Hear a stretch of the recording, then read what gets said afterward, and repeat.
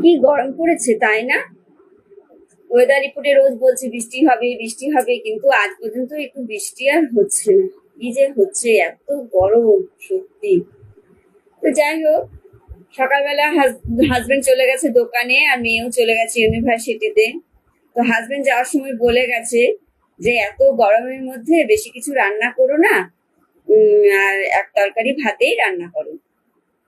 আর বাড়ির সবাইকেই বলে দিয়েছে যে আজকে এক তরকারি ভাতেই রান্না হবে। আমি বললাম ঠিক আছে। তো বললো আজকে ডিমের ঝোল আর ভাত করো। মেয়ে তো আবার ডিমের ঝোল খাবে না। মেয়ে বললো মা, আমার জন্য একটু ডালিয়া বানিও। আর আমার মা তো বেশি রিচ কিছু খায় না। সেজন্য মা বললো আমার জন্য তাহলে একটু পোস্ত বানাস, তাহলেই হবে। এই তো, আর কি, সবার জন্য এক তরকারি ভাতেই রান্না করে দেবো।